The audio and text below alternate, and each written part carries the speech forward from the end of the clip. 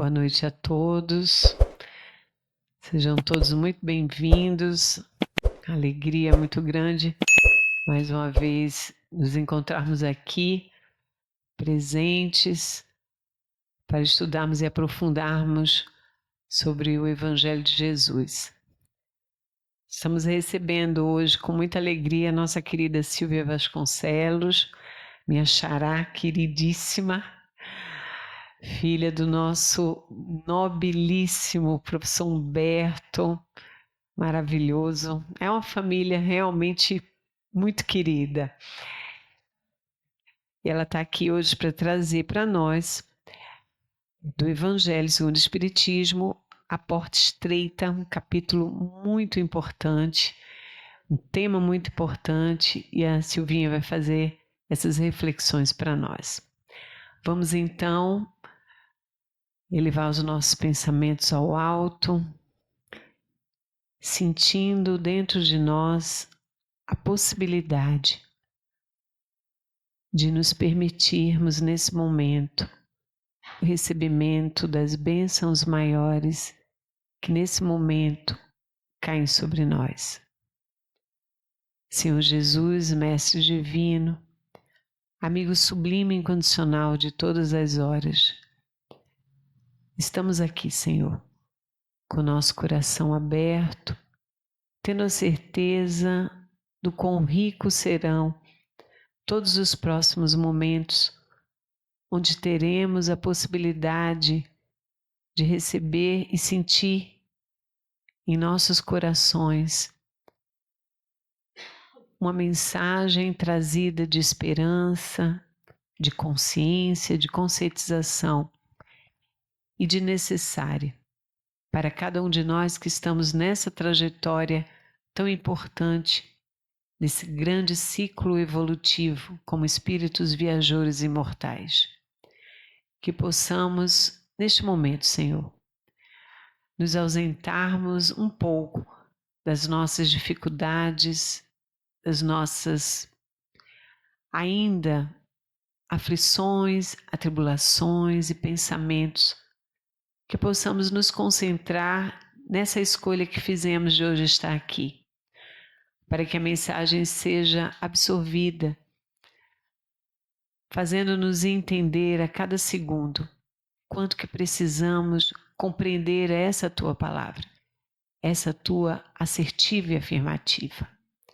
Que Deus abençoe a nossa querida amiga, que ela possa trazer para nós essa mensagem tão importante. Ilumina, Senhor, a todos nós, hoje, agora e todo sempre. Os dois? Boa noite. Que a paz do nosso Mestre Jesus se faça presente aqui nesse dia de festa, porque hoje é um dia de festa para todos nós espíritas, pois hoje seria aniversário de Chico Xavier e a gente não pode deixar de iniciar a nossa conversa de hoje lembrando o nosso Chico. E eu no caminho, eu estava na inauguração do Hospital da Criança, quase que eu me atraso, mas graças a Sérgio e sua perícia no trânsito, eu consegui chegar. E eu escrevi assim no carro, vou ler para vocês. Hoje, ao celebrarmos o aniversário de Chico Xavier, somos naturalmente conduzidos a uma reflexão profunda. O que seria de nós sem as obras que ele, com tamanha fidelidade, oportunizou ao mundo por meio da sua mediunidade? Alguém já pensou nisso? O que seria da gente, do movimento espírita, sem essa contribuição tão valiosa? O que seria de nós sem as obras de Emmanuel, de André Luiz? Por mais de 7 décadas, Chico foi instrumento de uma literatura espiritual que não apenas consolou corações, mas também educou consciências. Livros que atravessaram gerações, trazendo ensinamentos claros sobre a imortalidade da alma, a lei da causa e efeito, a reencarnação e, sobretudo, o amor como caminho essencial da evolução. Obras atribuídas a espíritos como Emmanuel, André Luiz, abriram novas perspectivas para a compreensão da vida espiritual, tornando acessível ao grande público aquilo que antes parecia distante ou abstrato. O livro Nosso Lar, por exemplo, tornou-se um marco, ampliando horizontes e oferecendo esperança a milhões de pessoas.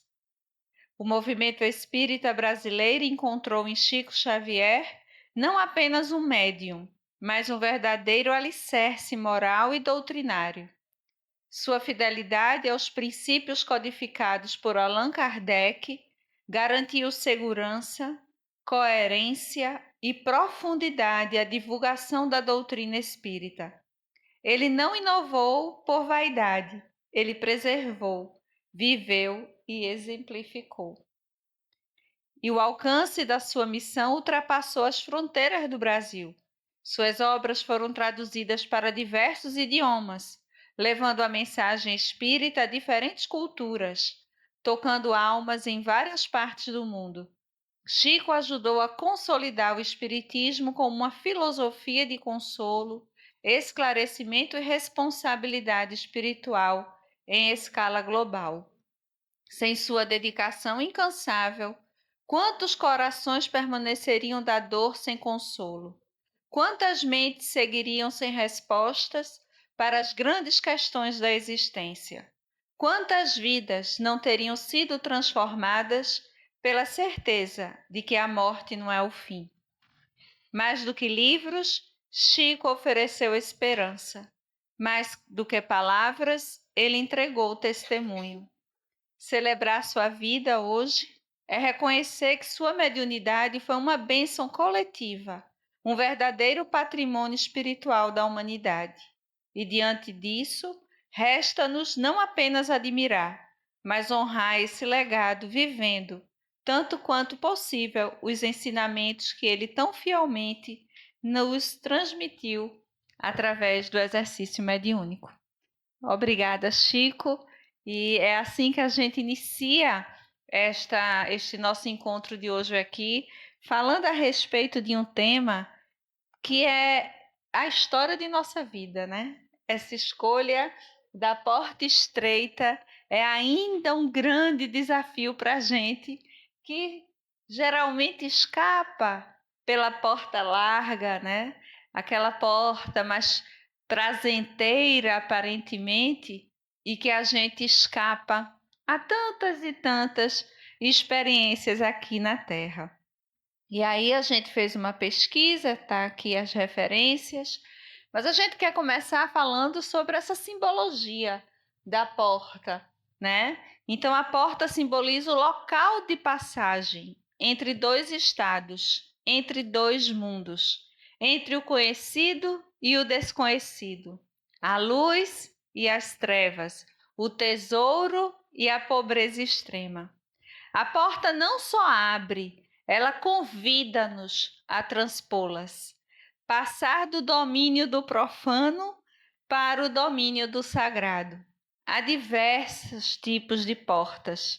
As portas das catedrais, os torana hindus, as portas dos templos ou das cidades quimes, os torios japoneses e diversos portais que a gente conhece. Até quando a gente desencarna, tem várias histórias de que muitas pessoas veem uma espécie de portal para adentrar, não é? Então a gente tem esse conhecimento já a respeito dessa porta. Nas tradições judaicas e cristãs, a importância da porta é imensa, porquanto é ela que dá acesso à revelação. Se o Cristo em glória é representado no alto dos frontispícios das catedrais, é porque ele próprio, e de acordo com o ministério da redenção, a porta pela qual se chega ao reino dos céus. Então Cristo personifica, né, essa porta que através dele, através dos ensinamentos dele, quando a gente realmente adentra essa porta, nós estamos começando a construir dentro de cada um de nós esse reino que ele tanto prometeu, que ele tanto falou e que nós ainda hoje estamos nos habilitando a frequentar. E eu sou a porta. Quem não entrar. Eita, perdão. Eu sou assim, estabanada. Eu sou a porta. E quem não entrar, quem entrar por mim será salvo. No sentido escatológico, é uma possibilidade de acesso a uma realidade superior. Então, a gente sabe exatamente que esse convite já foi feito a todos nós há 2000 anos, sendo que a proposta de Jesus para a gente naquela época era algo muito grandioso. Nós não tínhamos ainda a musculatura moral para aquela revolução que ele nos apresentou. Foi algo assim muito grande para crianças espirituais. Eu gosto muito quando Joana, com a sua delicadeza, chama de infância psicológica, que nós ainda estamos começando, né, a passar dessa infância psicológica para outro estágio, mas ainda somos muito infantis. Imaginem só lá há 2000 anos atrás. Então, a proposta de Jesus é uma proposta que a gente já conhece, todos nós já temos conhecimento de Jesus, porque não seria tão facilmente aceita se a gente tivesse só nessa encarnação, né, com esse desafio de ser cristão, mas a gente vai burilando encarnação por encarnação. Essa revolução dentro da gente, esse ultrapassar esta porta. E no texto evangélico, entrai pela porta estreita, porque a larga é a porta da perdição e espaçoso o caminho que ela conduz. E muitos são os que por ela entram. Quão pequena é a porta da vida, quão apertado o caminho que ela conduz, e quão poucos a encontram. Adentrar essa portinhola, essa portinha pequena, ela demanda muito esforço, demanda muita disciplina, demanda muita vigilância. E nem sempre é fácil a gente seguir esse caminho.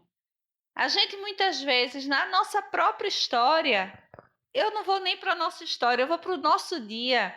No nosso dia, a gente é capaz de escolher as duas portas, ainda hoje, né? Basta a gente se irritar um pouco no trânsito, não é? A gente já sai dessa porta estreita porque é muito difícil de manter a serenidade, é muito difícil de manter a disciplina, de não ficar chateado com o sujeito que lhe trancou. É muito difícil a gente entender que vai dar certo, vamos chegar em tempo, tudo tem seu tempo de acontecer, mas a gente está sempre voltando àquela porta larga, aquela porta que é mais confortável, porque a gente não precisa nem se encolher, todo mundo passa. E é uma porta muito conhecida da gente. O que tem do outro lado é algo muito íntimo de todos nós. Porque aquelas criaturas bizarras de ontem fomos nós. E nós já temos essa consciência, né? Então, por isso que a gente consegue enxergar tão bem o argueiro, né, no olho do outro. Porque faz parte da nossa própria história agir dessa forma. Então, essa construção de se habilitar para entrar nessa portinhola, nessa portinha magrinha, aquela porta onde muitas vezes a gente sabe que deve se esforçar para entrar, mas tem até um pouco até de preguiça, né? Tá tão bom assim, deixa eu quieta aqui, mas a gente sabe que essa porta larga, ela tem muitas cobranças. Ela vem cheia de desafios após a escolha. Ela vem permeada de arrependimento, de dor, de desespero em muitas situações. Tendo-lhe alguém feito esta pergunta: Senhor, serão poucos os que se salvam? Respondeu-lhes ele: Esforçai-vos por entrar pela porta estreita, pois vos asseguro que muitos procurarão transpô-la e não o poderão. E quando o pai de família houver entrado e fechado a porta, e vós de fora começardes a bater, dizendo: Senhor, abre-nos, ele vos responderá: Não sei de onde sois. Por que vos hei a dizer: Comemos e bebemos na tua presença, e nos instruíste nas nossas praças públicas? Esse é um dos maiores desafios para a gente, porque nós recebemos o convite para adentrar essa porta estreita há 2000 anos. Nós fomos desafiados com tanto amor nesse convite de adentrar esse espaço novo, de adentrar essa boa nova, de deixar realmente nos embriagar com aquilo que Jesus tinha para nos ensinar e que nos ensinou. Mas a gente não conseguiu. Porém, a gente quer entrar ali dentro. Mas não dá para entrar sem a gente se habilitar. Certa vez um irmão meu perguntou na praia, às 7 horas da manhã, o telefone tocou e foi um chamado coletivo de irmãos, somos 6. Vem aqui para Serrambi, tá todo mundo aqui no mar. Aí eu, como é? É. Aí eu fui na maior inocência, né? Eu e meus irmãos.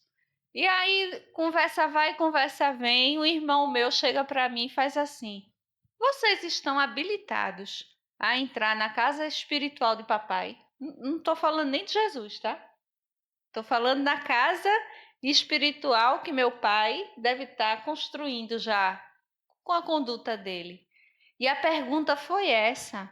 E aquilo já fazem uns 15 anos que aconteceu esse diálogo, mas aquilo ainda hoje toca na gente.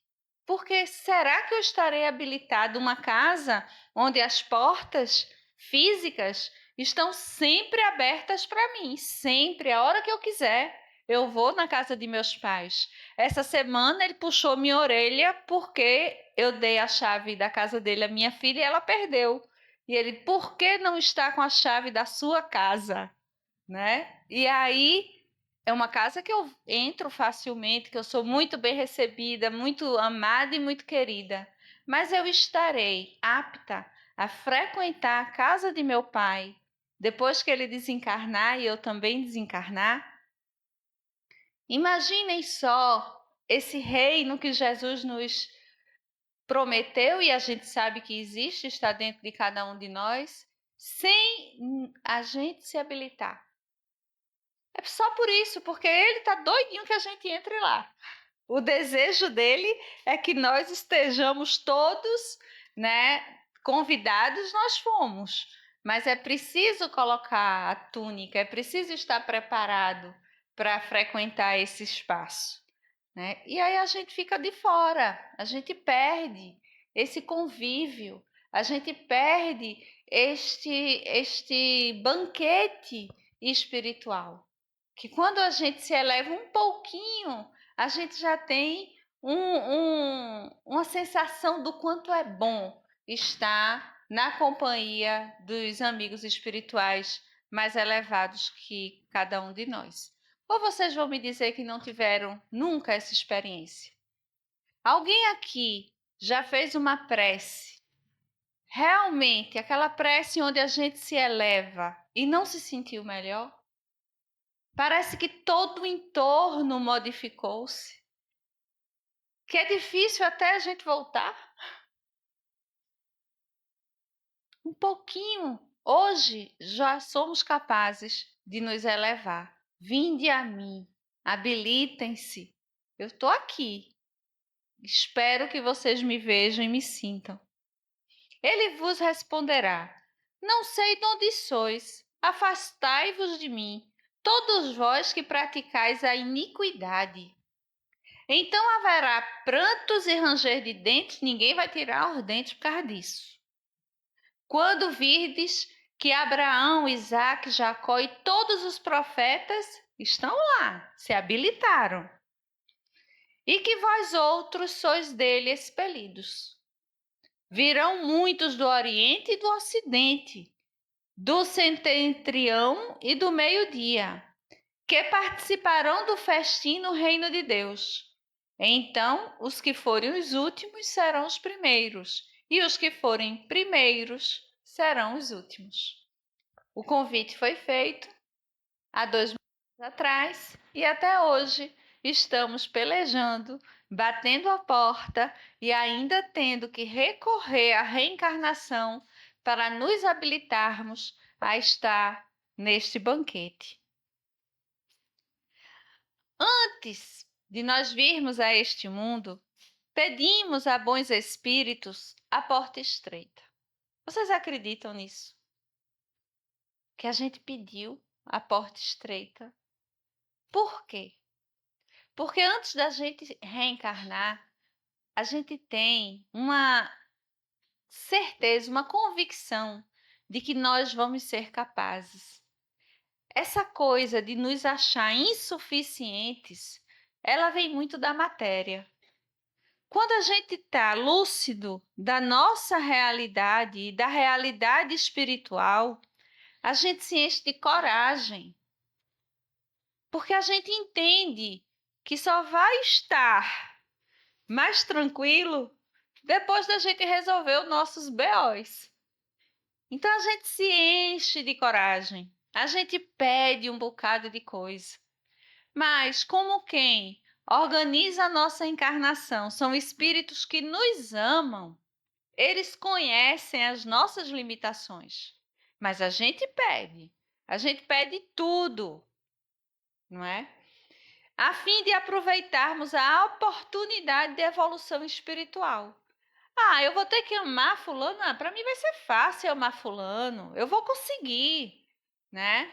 E aí, quando se vê junto de fulano, começa o imbróglio, as dificuldades são apresentadas e a gente muitas vezes não consegue dar conta das nossas promessas.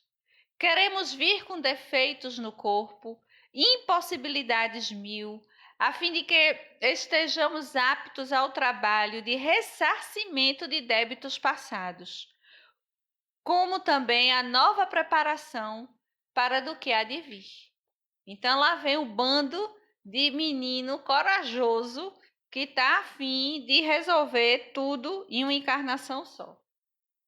Emmanuel diz assim sobre isso: reconhece a necessidade do sofrimento purificador, anseia pelo sacrifício que redime, exalta o obstáculo que ensina, compreende a dificuldade que enriquece a mente e não pede outra coisa que não seja a lição, nem espera senão a luz do entendimento que a elevará nos caminhos infinitos.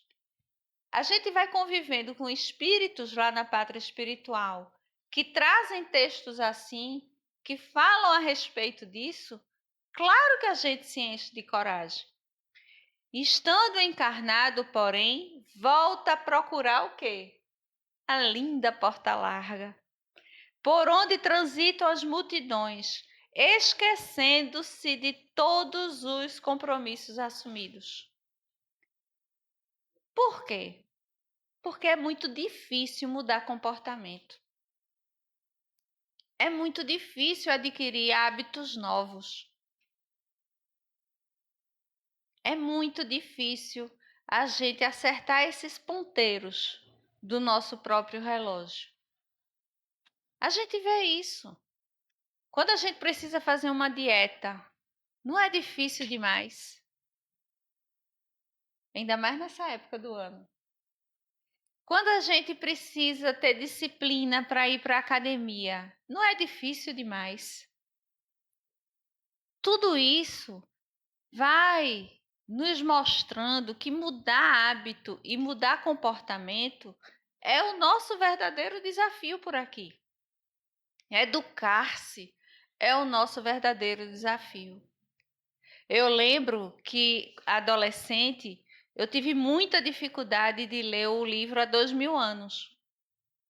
Porque eu brecava naquela história da leviandade que Lívia sofreu, horrorosa, e aquilo me deixava completamente afetada com 17 anos de idade, com toda aquela paixão pela verdade, aquela coisa toda, e tudo aquilo aconteceu. Eu digo, isso não é livro para eu ler de jeito nenhum, não vou ler, que isso é uma injustiça, isso é um absurdo. Essa mulher não tem como se defender, tal. E por muito tempo eu me achava ótima, porque eu não conseguia lidar com leviandade. É uma coisa que eu tenho medo até de ser leviana. E aí a minha tia, que é uma peixotinha, e as peixotinhas, elas não amaciam uma para as outras, disse para mim, quando eu disse, eu tenho muita dificuldade de ler esse livro porque é muita leviandade. Aí ela diz, talvez por já ter sido muito leviana, né? E a gente sabe, quando a gente aponta para o outro, a gente sabe o nosso próprio compromisso, e eu posso já ter sofrido muito por isso, mas o hábito de ser leviano, o hábito de ser egoísta, o hábito de ser extremamente orgulhoso, vaidoso, esses hábitos que nós adquirimos ao longo das existências é muito difícil de mudar. É muito difícil perdoar verdadeiramente, porque o orgulho fala muito alto dentro da gente ainda. Então é exatamente por isso que a gente vai, em busca desse portão grandão, acolhedor. E a gente ainda brinca, para que eu quero ir para o céu, não vou encontrar ninguém que eu conheço por lá? Né? A turma vai estar toda em outros espaços. E a gente fica cultivando essas ideias, porque, infelizmente, nós esquecemos de tudo aquilo que a gente prometeu para nós mesmos, mas que é preciso muita disciplina, muita vigilância, frequentar estudos assim, frequentar casas assim. Por quê? Porque aqui neste momento, se houver médium que consiga, né, ver o que está ocorrendo aqui, vai ficar muito encantado. Por quê? Porque os amigos espirituais de cada um de vocês muitas vezes está ao lado, dando um passo em vocês, inspirando vocês para o dia a dia que terão, né, depois de saírem daqui. É um ambiente onde a gente eleva, e a gente se elevando na hora, eu duvido. Não tem um encarnado aqui na Terra que não tenha um time torcendo por ele na pátria espiritual. Não existe nenhum. Até aquelas criaturas mais complicadas, eles têm espíritos que vibram e torcem por eles. Então, nós aqui nos permitimos que eles cheguem até junto de nós, em ambientes assim. E é exatamente por isso que a gente precisa tanto estar presente em reuniões como esta. A expressão porta larga é uma referência ao ensinamento cristão sobre o caminho que leva ao bem e ao progresso espiritual versus o caminho que pode levar a atitudes negativas e do afastamento do crescimento espiritual. A gente não regride, mas a gente fica lá, nesse dial, né? Não sai dali, fica por ali.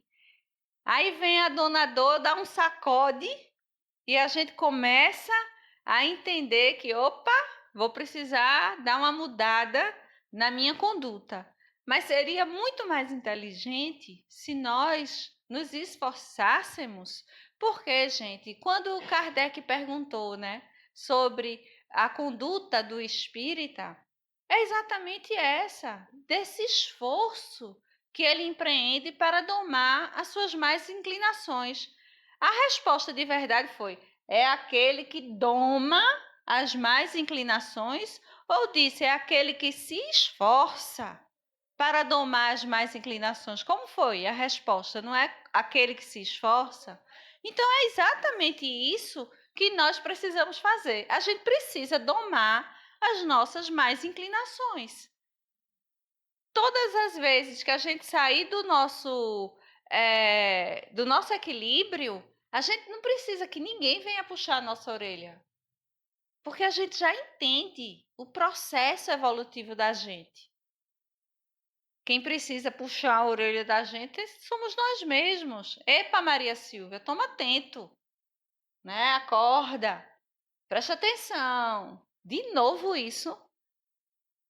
Teve uma vez que eu me perguntei, eu estava me sentindo muito cansada, e aí no trânsito eu perguntei a mim mesma, rapaz, de quantas vezes tu vai precisar ficar esgotada desse jeito para entender que precisa reorganizar a tua vida, né? Isso se dá na vida material.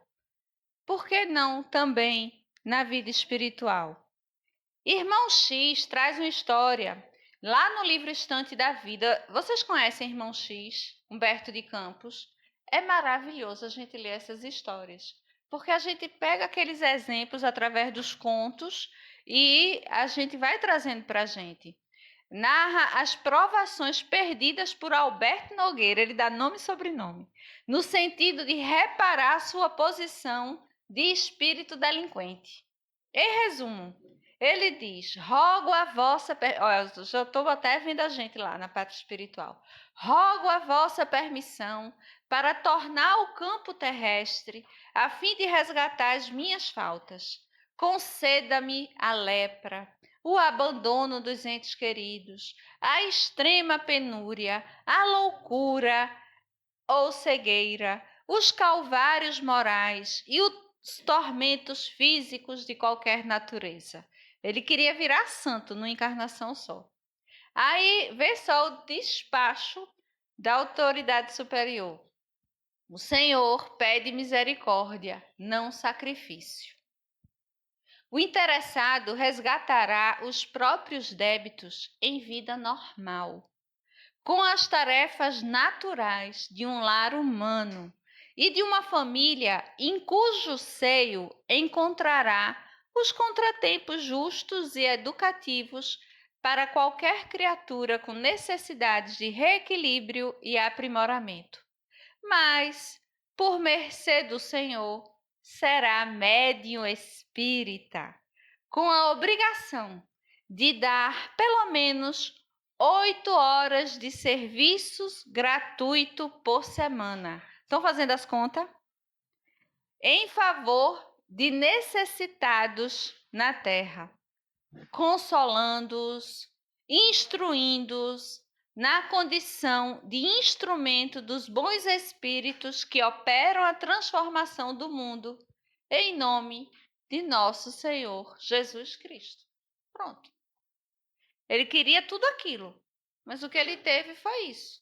Um lar como o nosso, que tem desafios, que tem exatamente a condição de escola para que a gente possa aprender a se relacionar, a ser a quem nós somos no mundo.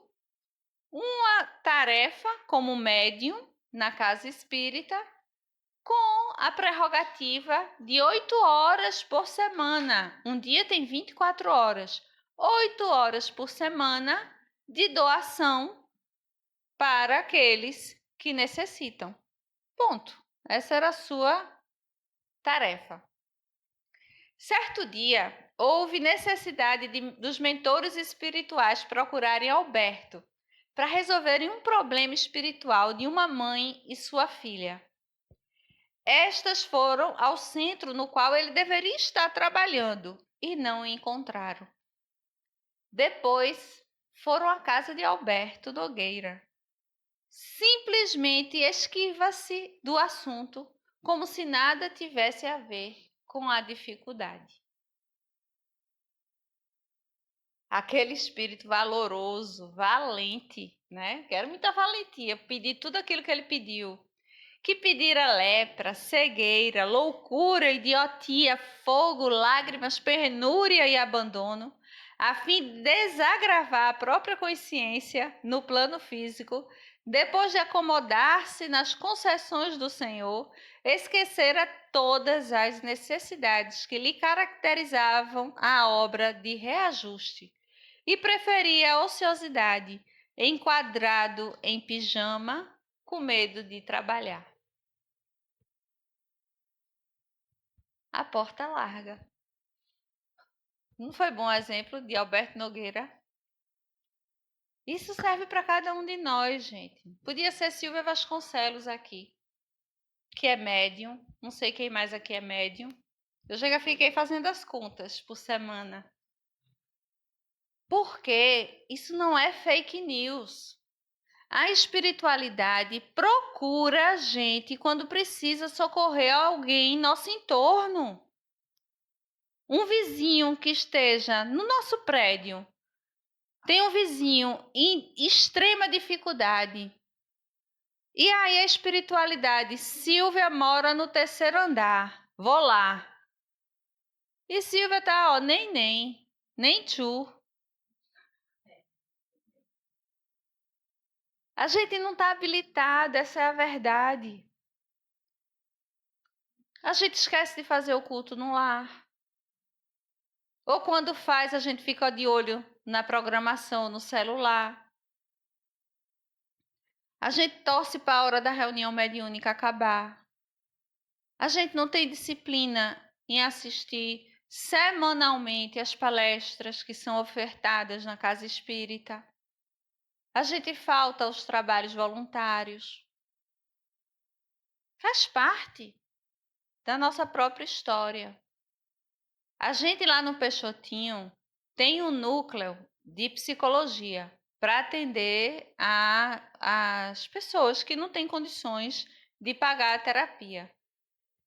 Vocês não imaginam como esse grupo roda.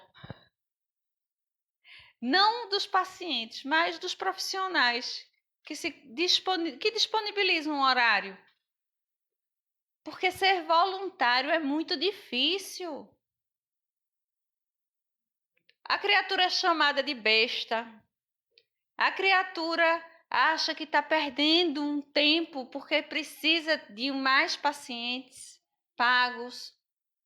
Essa disciplina no bem é muito difícil para a gente. Mas a gente sabe que tudo isso é escolher o quê? A porta larga. Que é gostoso servir ao bem. Que é muito bom quando a espiritualidade procura cada um de nós e consegue nos encontrar aptos a ajudá-los. Vocês não imaginam a gratidão. E imaginem só, a diretoria ser grata a gente. A cada reunião mediúnica que a gente recebe um recadinho de Zé Grosso, por exemplo, dizendo assim, muito obrigado pelo trabalho de hoje. Eu fico, é o quê, menino? A gente que tem que estar feliz em estar ali. A gente precisa adquirir só isso ainda. Vamos ficar feliz.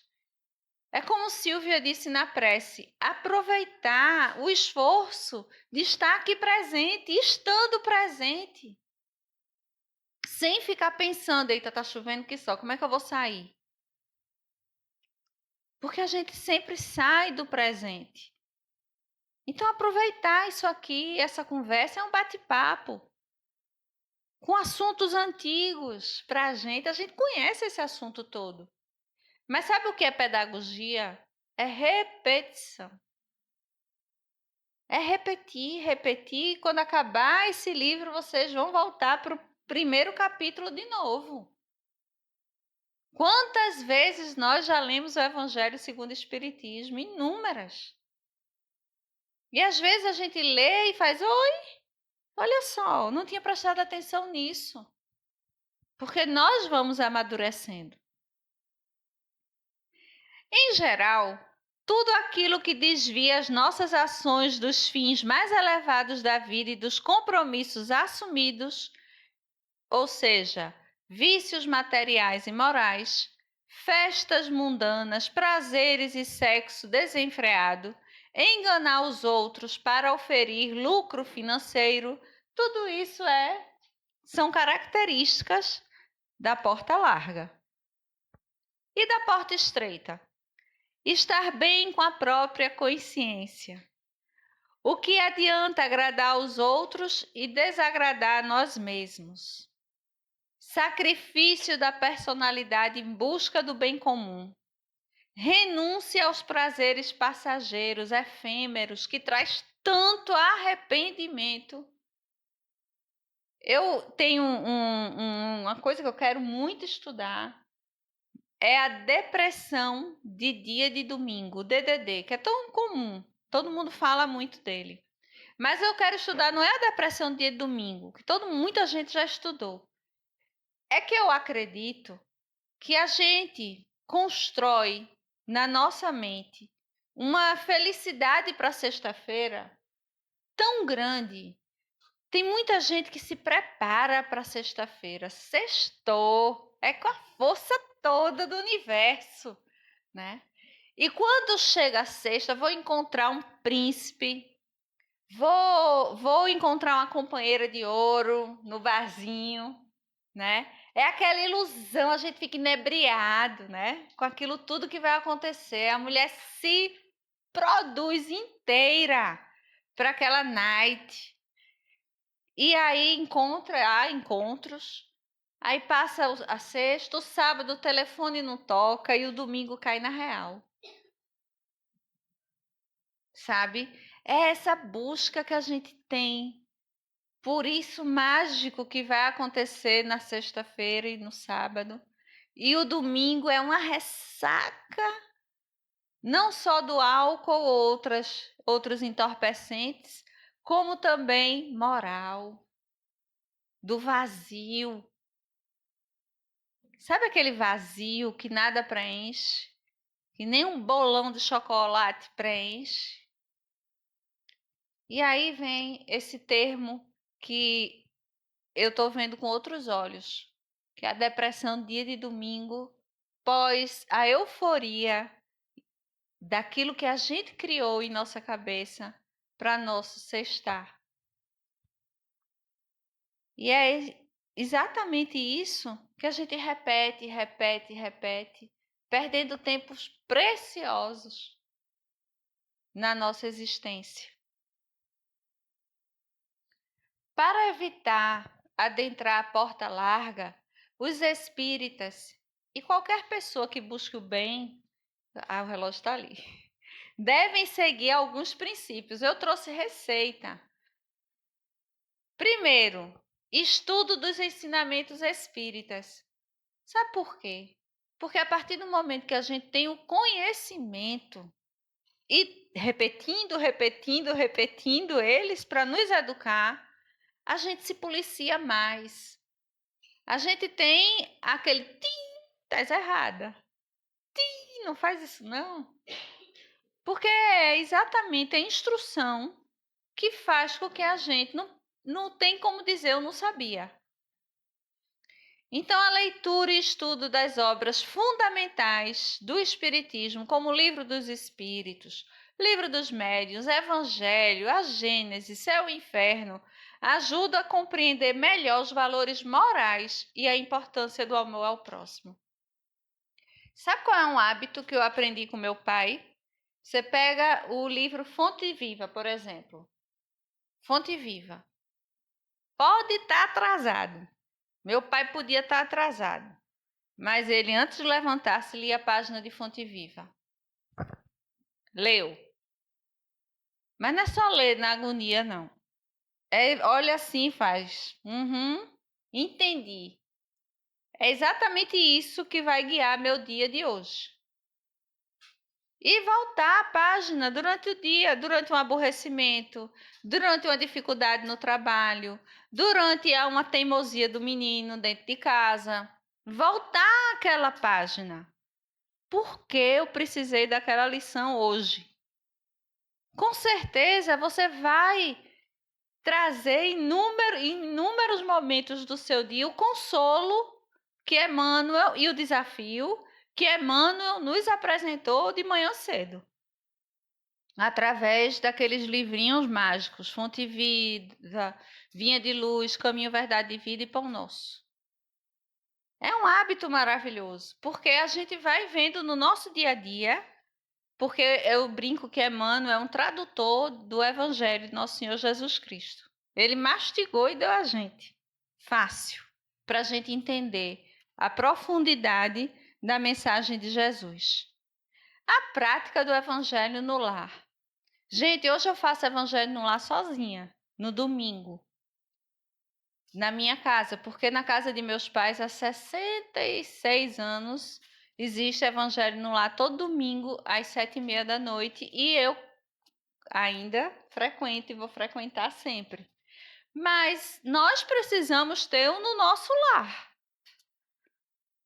Na minha casa eu preciso dessa proteção.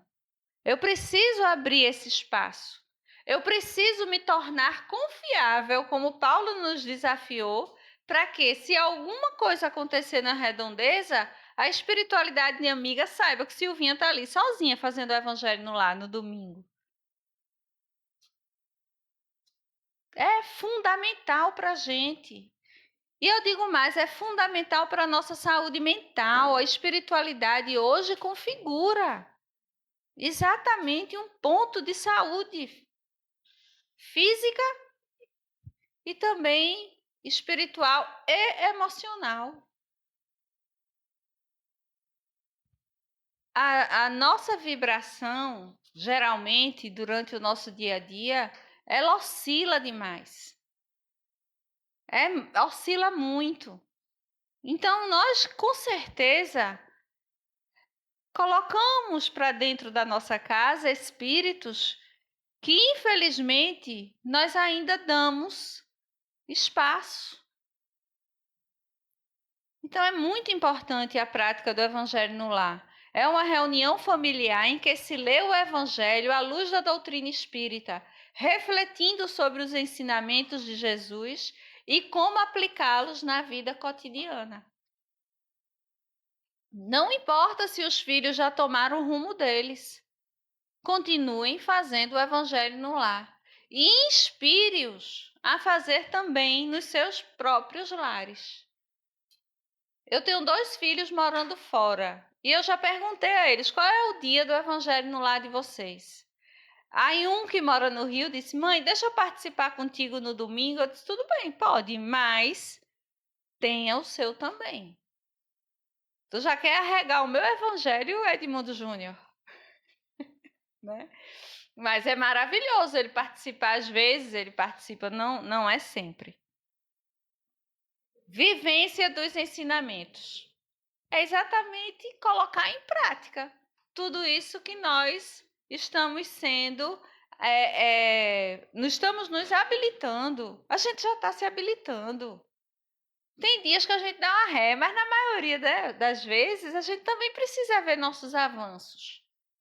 Né? O que eu faria 10 anos atrás se uma criatura me desafiasse no trânsito como hoje? Né? Se hoje eu só fiquei irritada porque eu tinha que chegar aqui, foi rápido. Já me policiei, já disse a mim, Maria Silvia, não mais isso, por favor. Mas há 10 anos atrás, o que é que a gente fazia? Né? Há 10 encarnações, perdão, atrás. O que a gente fazia se alguém atravessasse a gente e a gente tivesse tão apressado? Né? Então, é colocar em prática esses princípios, buscando caridade, benevolência, perdão, humildade, olhar o outro. Nós não olhamos aqueles que estão ao nosso lado com olhos de ver. Vocês já sentiram que ninguém percebeu uma dor que vocês estão sentindo? São poucos aqueles que olham para a gente de verdade, dentro dos olhos da gente, e dizem assim: você não está bem. Porque a maior parte do tempo a gente só pensa nas nossas próprias dores. E às vezes um ente querido está do lado da gente, com o cabelo caindo, se acabando todinho, a gente nem percebe. É preciso que a gente olhe para o outro. É preciso que a gente amplie esse olhar. Porque é bom demais ser útil. E a cada vez que a gente estende a mão para o outro, a gente se torna grato. E é outro ponto que a psicologia hoje aprova. É importante a gente ser grato, muda o pensamento, a vibração, sai daquela sintonia com a dor, porque todo mundo aqui tem muito a agradecer, todos os dias. Vai chegar o dia que a gente vai agradecer, inclusive, as nossas dificuldades, porque são alertas para que a gente escolha um caminho, né, mais assertivo. Joana nos informa que os hábitos de qualquer procedência são resultados da dinâmica de manutenção do exercício, mediante afinidade com este ou aquele, seja possuidor de benefícios ou aflições, ou seja, os hábitos procedem exatamente dessa dinâmica que a gente mantém. Por isso que é tão difícil mudar hábitos, porque a gente condiciona-se a agir dessa forma. É impossível? Não. Há uma coisa que a pessoa diz assim: ninguém muda. Se eu acreditasse nisso, eu não seria espírita. Eu ficava só na porta larga mesmo e acabou-se. Nós mudamos sim. Ninguém muda ninguém, aí ok. A gente pode inspirar o outro a mudar. Mas que a gente, quando quer mudar, meu amigo, quando a gente se apodera deste dínamo que Leon Denis chama a vontade de um dínamo, essa força extraordinária. Ninguém segura a gente quando a gente se enche de vontade, quando a gente quer. O problema é que a gente fica nessa coisa morna. Mas a partir do momento que a gente quer, o que faz uma criatura entrar numa piscina e receber uma medalha, se não uma vontade, uma disciplina em treinos constantes, e não a renúncia, e uma educação alimentar? O que faz uma criatura como Chico Xavier, que a gente homenageou hoje, a renunciar a tudo em prol da humanidade, a não ser essa vontade de servir? Então, a partir do momento que a gente realmente quer, a gente consegue. Basta isso. Mas a gente boicota muito a nossa vontade. A gente mascara muito. É porque a gente quer, mas ao mesmo tempo a gente não quer. Porque dá trabalho. E o cérebro da gente, ele é maravilhoso, mas ele é malandro. Ele quer aquilo que ele já conhece. Então, para a gente convencê-lo de que a gente vai seguir um caminho diferente, ele vai precisar ser convencido.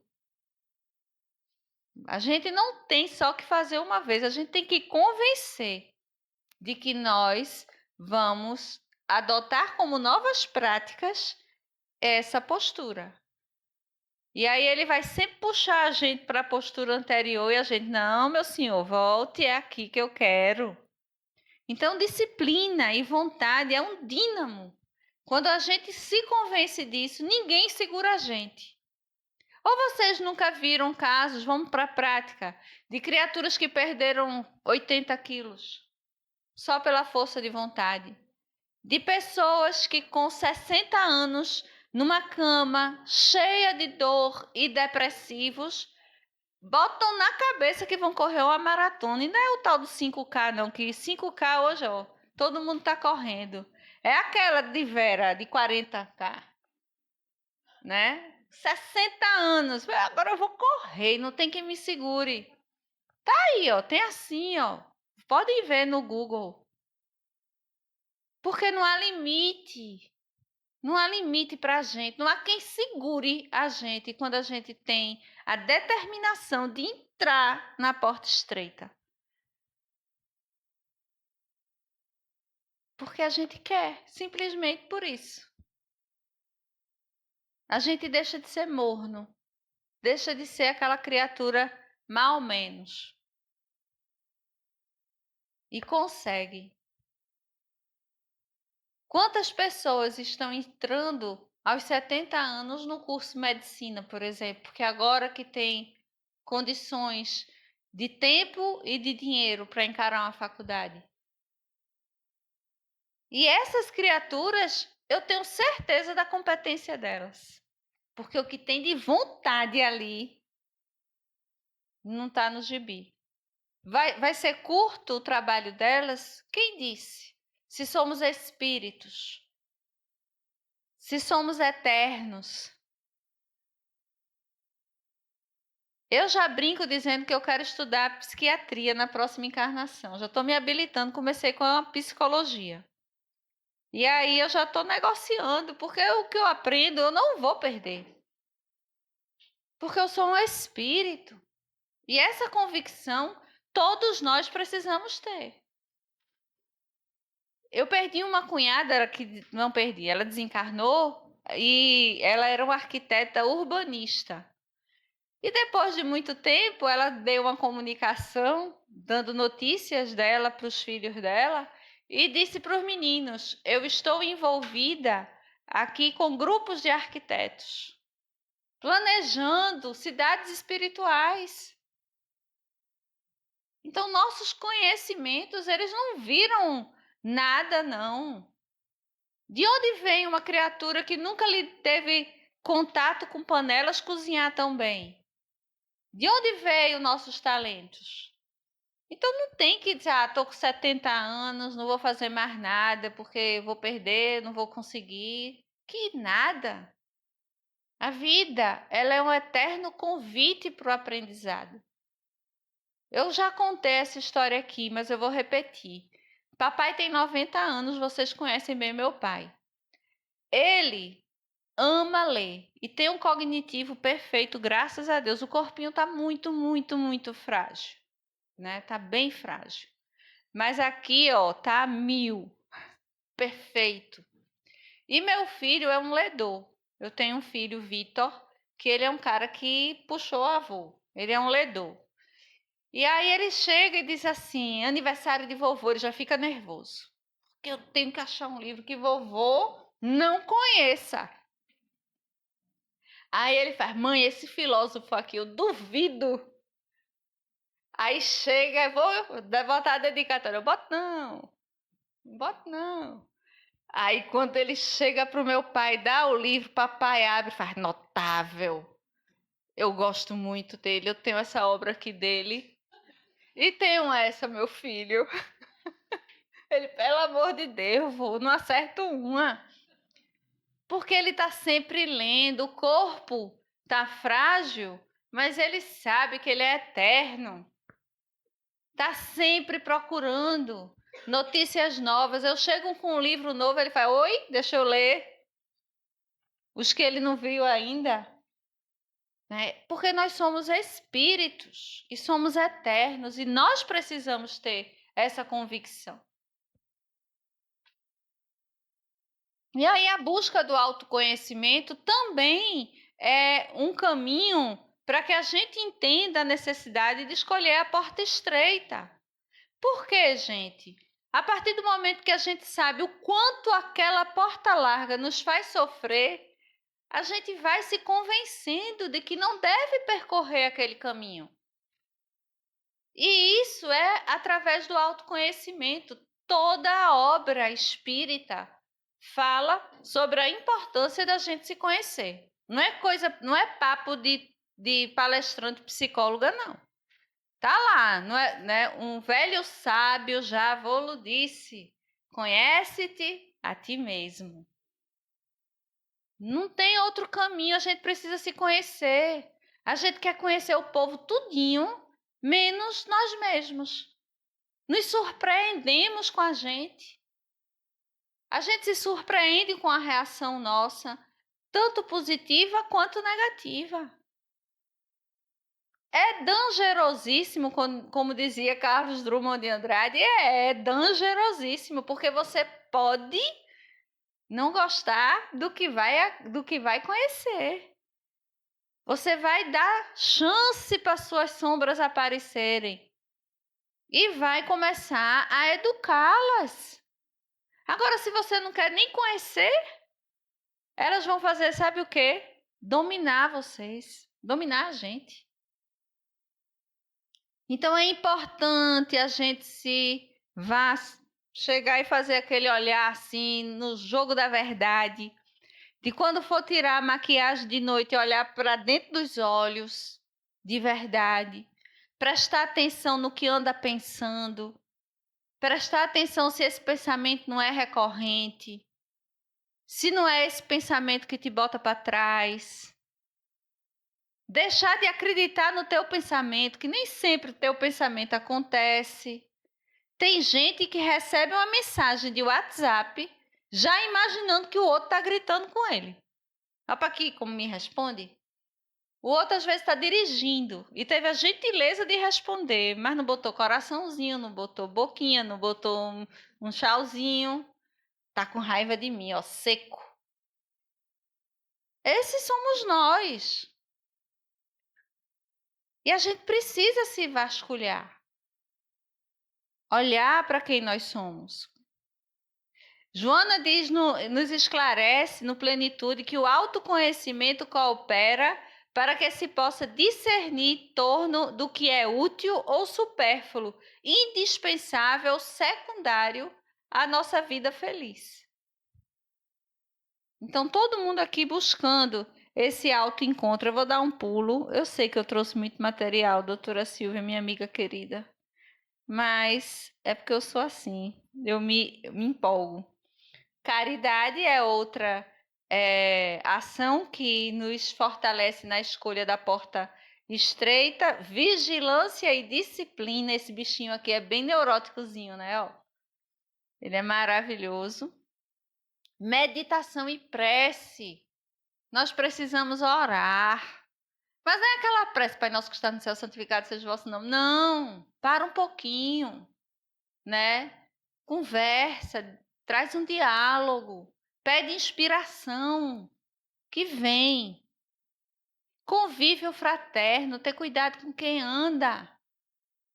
Sabe, é importante isso. Perdoar. Perdoar, minha gente, é libertador.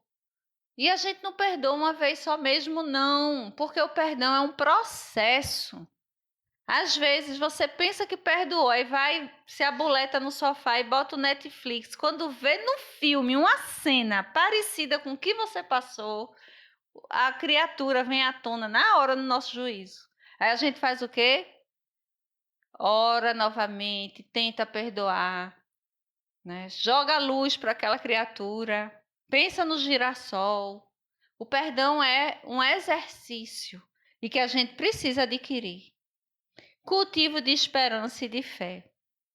E aí a gente vai encerrar com Joana de Ângeles, que nos diz assim: a prece faculta uma imediata mudança de comportamento em razão das energias que a constituem, acalmando interiormente e predispondo à luta de autocrescimento. Quando alguém resolve pedir, liberta-se dos grilhões do orgulho e abre-se receptivo ao auxílio, tornando-se maleável à renovação, à conquista de outros valores de que necessita. Muita paz para todos e vamos em busca dessa porta estreita.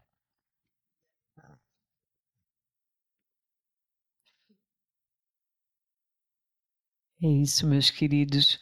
A mensagem já foi há tanto tempo, né, Silvinha? Jesus trouxe isso e a gente tem que saber que a porta ainda continua estreita, né? Ainda está estreita. Oi? A porta ainda está estreita. É preciso que a gente, porque às vezes a gente acha que não, tá tudo fácil, a vida tá fácil, as coisas a gente já tá vindo para o centro, já tá fazendo a parte da gente, né?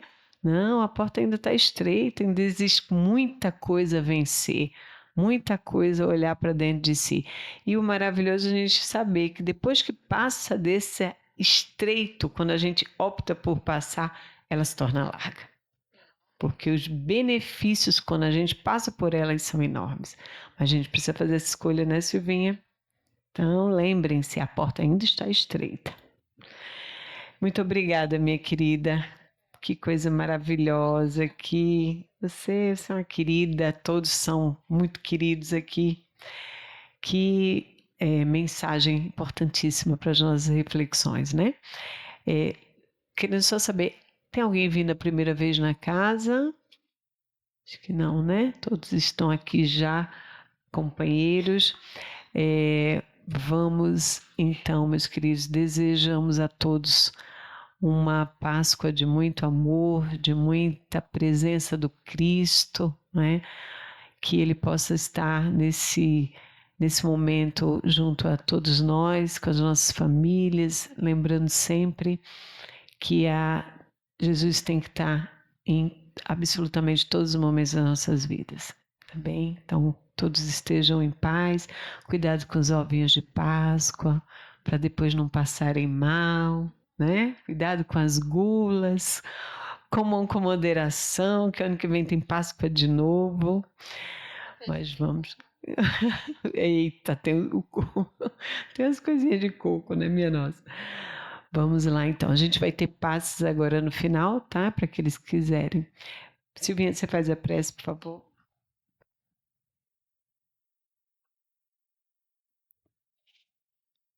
Jesus, amado Mestre, querido irmão, amigo, obrigada pela oportunidade que tivemos de estarmos juntos em Teu nome, nesta casa tão querida para a gente, com pessoas tão queridas, falando a respeito de Teu Evangelho, nesta data tão importante para a gente, onde a gente lembra a figura amorosa também do nosso Chico Xavier, que ele receba agora vibrações de todos nós, de gratidão e de amor.